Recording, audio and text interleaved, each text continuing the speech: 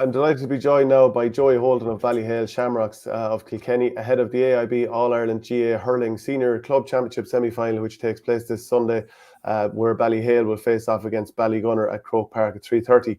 The AIB GA All-Ireland Club Championships features some of the toughest players from communities all across Ireland.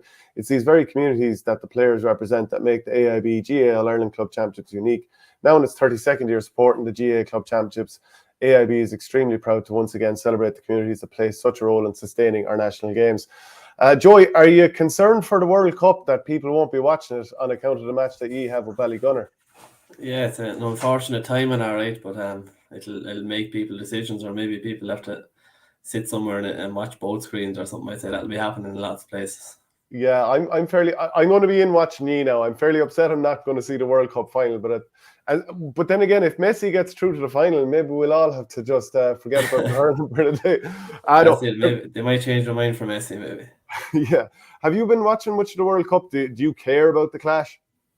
Yeah, I've been watching a good bit of it, even if you're not into soccer, but I am into soccer, you tend to get wrapped up in it and you'd be keeping an eye, because I think every conversation that you have with someone tends to be, did you see the goal or did you see the match last night? So you kind of have to nearly be watching it. But listen, ultimately as players, it's not down to us. We'll play the match on Christmas Day if you want, because it's an All-Ireland semi-final. But it is unfortunate, but I'm sure, listen, they've looked into the calendar. I know there's Camogie finals on day and they have big days on Saturday, so that day is ruled out, and they've probably looked at X, Y, and Z, you'd hope, and that this is ultimately the decision that they came to. Yeah, and what team are you hoping wins the World Cup? I have Croatia in a sweepstakes, so I'm hoping for them. Have you a few quid coming to you if they win it? I'm not sure what it is, but it's just here in school there's a sweepstakes, so I wasn't overly excited about getting Croatia, but now I am, so I'm happy enough. Yeah, because Modric, he's a fair yoke, and I'd have him favourites. Well, other than France, I'd have him as second favourites. But anyway, that aside, how's this run been this year with Ballyhale?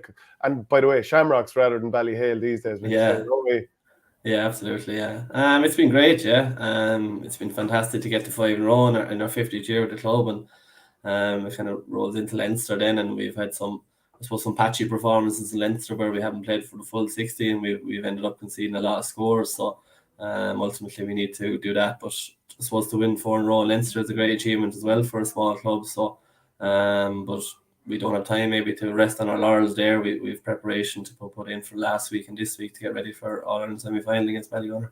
Yeah, and of course, like, you were supposed to be travelling to South America with your girlfriend, and that's obviously not happened. Is that still going to happen whenever this season ends with Ballyhale? Yeah, it'll happen at some stage. Yeah, so that's the plan. So it'll happen now. Depending on I suppose Sunday is the ultimate decider on when we'll get to go. We'll either be staying around in January or we won't. So that's about it. But listen, we'd love to stay around for January and maybe finish this off, but it's easy to say it, harder to do it. Yeah, and is it South America just to travel around for a few months just to see the place, or what's the plan then? Yeah, ultimately you travel around through Central and South America, try to see as much as we can, and as long as until the funds run out, I suppose, which could be quick enough. But yeah, that's the plan. And like, what areas in particular are you interested in seeing? Is there anything that you've always wanted to see down there? I've always wanted to do Machu Picchu, so I suppose that's number one on the bucket list. And I suppose there's so many things to see, and I'm maybe excited to just come upon things, maybe talking to other people that have been traveling as well, to say, oh, definitely go and see that. So there's certain things that I'd love to do, like Machu Picchu, but I suppose looking forward to the other things that you'll see along the way as well. Have you ever heard of a place called Angel Falls in Venezuela?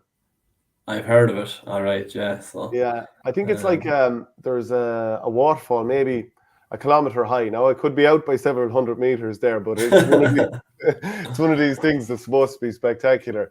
Yeah. But anyway, look, that'd be great. So this weekend, what a cracking match to have as an All-Ireland semi-final at Croke Park. You must be excited for this game.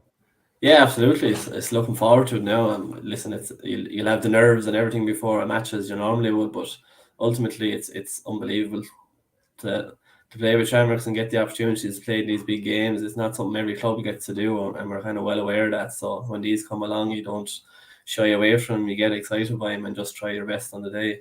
Ultimately, we'll have to improve our performances for a full 60 minutes if we're trying to dethrone Ballygunner, but that's the challenge that's ahead of us. And listen, what a greater challenge than that, and ultimately you have to look forward to it. So the Mahonys and the Reeds would be cousins. How far away is Ballygunner from you? It's not far. I suppose we'd be 15, 20 minutes into Waterford and maybe another few minutes out to Ballygunner. It wouldn't be far anyway. But yeah, they're somewhere related. I'm not sure what way they are related, but I know that they are somewhere, right? And a slight Waterford tinge to your accent, if you don't mind me saying. We probably wouldn't say that down there, but people up further up the country tend to hear it, all right.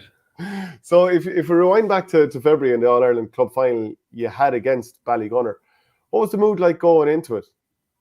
The mood was good. It was an All-Ireland final, so the mood was great. And again, we've been in a few, but ultimately these chances come around and you have to try to take them. It was a fantastic game, and it was nip and tuck all the way, and they got that goal at the end to nip it, and they're All-Ireland champions and we aren't, and you just have to take these things on the chin and just try to regather yourself during the year and go on again, which is what we done. But it was a cracking game. We didn't come out the right side of it. We'd like to, but we didn't, so we just have to get on with it, I suppose. Yeah, and the year you had, I mean, you got that late goal against Rhinos to get back into it in the Leinster campaign. Then you had the late goal against St. Thomas's, and then like these games are never won until the very last second. And what's your memory of when that Ruddle goal went in, and was it just shock? Yeah, I suppose. Yeah, just shock. Yeah, everything the way it just went. It just, you think you have it in control, and then you just see the ball going past you and bouncing into the net, and that's pretty much it. But like you said, we done it against Rhinos and we done it against Thomas's, so these things happen in hurling, and it'll happen again and again, and there'll be no kind of answer to why it's happening. It's just hurling, and that's why we love it as well. So you can't get too bogged down on the fine details of it, I suppose. Yeah, and like it was one of the finest quality club games that I've ever seen. Do you think the club game, broadly speaking, is coming on to a new level, I suppose, with teams being able to train collectively more often, or is it just some of the better teams in Ireland are able to produce these games? I'd say so. Yeah, I think club hurlers in general are probably looking after themselves a bit more as well. Like, the emphasis on gym, maybe not for hurling, but even for themselves to look better and keep themselves mentally strong as well. There's a big emphasis on gym from players themselves. And I suppose the skill levels have rose maybe through the quality of equipment and every sort of thing, and being and quality of pitches. Maybe getting AstroTurfs they can train on it with a faster ball and they're used to it. So I suppose the quality of hurlers and the conditioning of club hurlers is improving all the time. Yeah, and I know it's a tough subject, but with your father Patrick passing away recently, has it been, I suppose, comforting to have the club team around you in this run as some sort of a distraction? I know obviously it doesn't help in the grand scheme, but is it sort of comforting to have the boys in this journey? Oh, absolutely, yeah. I suppose we've been through more than my father as well in the club. We've been through a lot of people that we've lost, and the support has been fantastic, and we would have felt that as a family as well, the support around us. But I suppose going down back hurling, use it as a motivation that this is that Daddy wanted us to do, and he loved us going to see us play. So when you go out in the field, you're representing your family as always. But I suppose my family has a special emphasis on representing Daddy, and I know Evan, Owen Cody, Brian Cody have a special emphasis on representing Paul, and Keane Cullen representing Eugene, and all these connections that we have throughout the team and all the people that we've lost. So it's very special that you can go back and you can hurl for these people, and I suppose you don't feel guilty about being happy hurling because it made them happy as well, whereas other things you might feel guilty of doing without them. But we know that all them people would want us to hurl and hurl to our best and represent that jersey as best we can.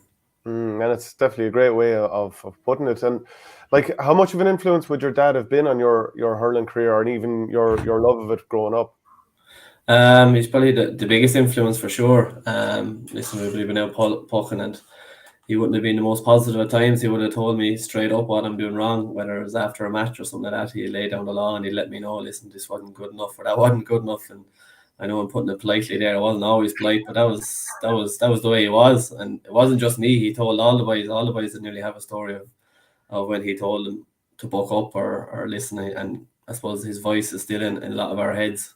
When you do something wrong, or even when you do something right, that praise that would come with it. But yeah, he was a massive influence. He loved the game. He loved watching games back over and over, and he'd still be giving out or still encouraging players, even though he's watched that game a few times. But that was him. He just loved hurling. He loves Ballyhale hurling as well, and and it's something that really drives us on all the time, that when you're representing them people, that you're doing it as best you can each time you wear the jersey. So a raw hurling man, is that what we were talking about? Yeah, pretty much, yeah. Yeah. Would he have been over your teams growing up? Not much over my teams, no. He would have been a selector on other teams, all right, growing up and all that. But Pádraig, my older brother, would have been involved in a lot of teams. I'd say he was selector on some of them teams as well. But TJ's father would have been my main trainer the whole way up. Sean Reid was over a lot of our teams. And even though we didn't have a great team in my age group, he was still the first man to step up and take the team. So that's the caliber of club men we have down there in the club. Yeah, and like, is it just a parish where everybody's involved in the club and like that's just the way it is, the way of life? Yeah, pretty much. Well, listen, not everyone will be into hurling. That's all right. That's their own thing as well. But I think the majority will be down the hurling field at some stage, and it's kind of the hub of the parish. I suppose there's a walkway there. There's not just the hurling. People can exercise there as well. But ultimately, a lot of people in Ballyhale love to see their kids out hurling and enjoying themselves, and we love to see it as well. You know, I think Thursday night is the juvenile night there, and any night we've trained on Thursday, you see the buzz down there, and people just running around, kids running around ecstatic. And I suppose it's freshens you up as well to see, like, just because you're an adult, you can still love the game, or you can still get the enjoyment that they're getting out of it. Yeah, and like, obviously it's very serious when you're training with the team and all that, but do you still enjoy just going for a few pucks out the back of the house or down the field? Definitely. Maybe when this cold snap goes, you'll enjoy it a bit more. But yeah, definitely. Love pucking and going down, and just, I suppose, using that as a way to relax as well and improve your skills. But definitely, yeah, it's great to go down. And even when we go on the field, ultimately you want to improve and you want to set up and you want to get everything right. But even before training, the bit of crack that we have and the bit of banter, like, I love that. And I know when I finish up, I'll certainly miss that much as anything. But you have to have that bit of enjoyment, that bit of fun when you go down into the field. Yeah. So what do you know, about 31, something like that? Yeah, 32. 32. Did who was I interviewing earlier in the year? They said that Colin Fennelly and maybe you went off for a bit of a late J1 to America, was it? Yeah, we were over there for the summer. We were with Nafina in America, so we won the North American Championship over there. So yeah, a late J1 you could call it. Was there much messing? A small bit of messing, a bit of hurling, a small bit of messing, a bit of everything. But we certainly enjoyed it. All right, it was a good old crack over there. Yeah, I interviewed Cody recently, and he was saying that you're one of the prime sneers in the dressing room, that you like to get up to the crack as much as anyone. Are you a bit of a piss taker? Small bit, I suppose. I like to let lads know, all right, if they've done something wrong, we'll maybe use that as evidence for a little sneer, all right. But sure, listen, that's part of it. I know they throw it back at me very fast, but yeah, just take it on the chin. Then if you're throwing it out, you have to be ready for it to be thrown back. And what would they go after you about? Not for anything and everything. It all depends on the day. Yeah, I'm trying to see what I can get out of you here. But to be fair, like I'd see on some Instagram stuff now and again, you do look like a very united panel who enjoy each other's company and going out. You seem to have awful crack. Yeah, certainly. Whoever's on the panel, it's as much about TG Reid as it is on Cody, as it is Keane Cullen, as it is Darragh Corcoran, as it is Killian Corcoran, as his brother. Any of them lads, it's as much about them as it is about the lads that are starting. Ultimately, it's our panel that drives us, and it can be tough for maybe lads that haven't seen game time, but they show up and they put in tremendous effort. And the 15 lads that are lucky to get a jersey, you have to put it in for them as much as you do for yourself, because it's the panel that wins. It's Shamrocks that wins, not Joey Holden that wins. It's the team that wins, and all them lads collectively drive it on together. And speaking of winning, the last time Kilkenny lifted the All-Ireland, you were captain lifting the title. Do you ever kind of use that for a bit of crack and telling the boys you haven't won without me since? No, not too much. Come on, surely you do. Not when I'm still playing anyway. Maybe give it a couple more years, I'll start to use that, right? But it's a nice one to have in the back pocket, I suppose. How do you think Derek Lyng is going to go as the new Kilkenny manager? Yeah, hopefully very well. It'll be great to see Kilkenny back on top next year. They've been very close last year, so ultimately the players are there, and maybe Derek can bring out some improvements in the whole team that'll just get him over the edge. It's an exciting year for him. I know there's lots of players in on the panel there now as they begin training and stuff. So they'll be all pushing to try and make the panel for the year and see if they can get Kenny back to the top, and hopefully Derek can be the one to lead them there. Is there any concern about the likes of Mikey Carey, James Maher, and there's one or two more that are probably going to be away next year? Yeah, it's hard to know. They're young, all right, so they'll be a bit of a loss, but there's plenty of hurlers in Kilkenny. There's plenty of lads willing to step up and make their mark, and if they can find a couple of more that'll slip in there and improve the team, well then I suppose it won't make a difference. But it's hard to judge this time of the year. You just have to wait and see how we end up. And just in terms then of Brian Cody leaving, it's quite a legacy. Obviously, he'd be frustrated the last number of years didn't return in All Ireland, but still it doesn't really affect his legacy. Yeah, certainly he's been there a long time, and he's got a bucket load of victories to match that, and ultimately probably never be matched again. So he's left Kilkenny in a good place, and I suppose he would have liked to get maybe another couple since 2015, but it didn't happen. But that's how challenging it is, and how hard it is to win these All Irelands. It's not a simple thing to do, but he certainly left a serious legacy behind him. Yeah, and do you think there's anything that, like, the puck out situation last year in the final against Limerick, the fact that the team was pushed up so far and then those huge pockets of space were left on either wings was very difficult for the backs. Like, would you have had any frustration watching on and seeing that and it not being changed? Yeah, I suppose. Well, ultimately, that's the decision that they went with. That's the style they wanted to play, and as I said, you live by the sword, you die by the sword. If that you think is the best idea, and if it worked on the day, it would be a genius move. If it didn't, then you're open to questions. But that's the way it panned out. Ultimately, Limerick are the champions, and then we're not. So there's always going to be questions marks and things analysed. But that's the decision they made, and you have to live by it. If we put the gun to the head, do you think Limerick will do the 4 in a row next year? Listen, I'd never back against Kilkenny. I'd like to say Kilkenny will do it. So the answer to that question then would be no. But listen, they're a serious team. They're a strong team. They'll be thereabouts. There's no doubt about that. But hopefully Kilkenny will be number one. So then just ask you about the Kilmacud Crokes game. You were, well on top in the first half, got the first 3 points in the second half. What happened then that, they came back within a score of you? Yeah, I think maybe the first half flattered us a bit. We got some great scores, and again the first 3 points in the second half, and then maybe just switched off. But it's such a lesson for anyone that plays hurling. When you're playing these teams, they're so good that, and especially when you're playing the Leinster campaign, they have to win in so many games to get to there. At some stage, they've been down and they've kept going and they've won a game. So it's not new to them to keep going in games. And so we maybe dropped off a little bit. We just couldn't win any ball, couldn't win anything, and they just kept coming in waves and waves, and it was happened so fast it was hard to stop it. But that's what, when you switch off, game of hurling can change so fast. I suppose faster than any game that I can think of, it can change. So when you drop that for a second, it can be very hard to switch it back on. So you need to just keep going at a high level. Yeah, and like if you even go back to the Naas game as well, it took you a long time to get going there. So between the two games, are there periods where you reckon you're switching off, or is there just something not 100% at the moment? Yeah, I think we just need to maybe solve it a bit faster. Because I said, I don't know, is it switch off, but these teams are good, so you need to just step up to the challenge and stem the flow of them. Ultimately, teams are going to get patches where they're going well, but we need to solve it a bit faster, and maybe. And if we are dropping our performance, not drop our performance for a full hour, because if we drop it against Ballygunner, they'll tear us apart. So ultimately, we need an ultimate 60-minute performance, not just 45 and missing 15 or 50 and missing 10. We need the ultimate performance on Sunday to challenge them. Yeah, because it probably is going to be an absolutely cracking game, but incredibly physical. I'd imagine it was very physical last year's All Ireland, and this will be the same.